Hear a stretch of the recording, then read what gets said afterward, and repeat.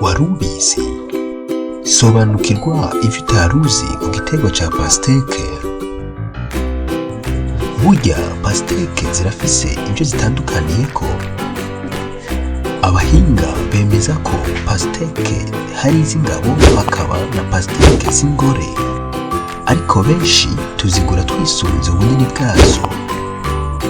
Mbega twozitandukanya gute? Hari ubwoko bwinshi bwa pasteke, ariko muri uno mwanya sibwo tugiye kugarukako. Ubwoko bwose bwa pasteke hagenda habamwe iz'ingabo na pasteke z'ingore.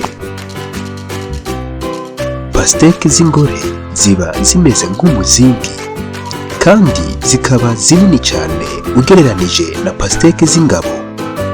Nk'uko vyemezwa n'abahinga, pasteke z'ingore ziba zisosa cyane. Pasteke z'ingabo ziba zirezire cyane kandi zikaba ziganjemwo amazi menshi ugereranije na pasteke z'ingore. Ukaba ushaka pasteke ifise amazi menshi, hitamwo pasteke y'ingabo. Ariko ukaba wifuza pasteke isosa cyane, hitamwo pasteke y'ingore.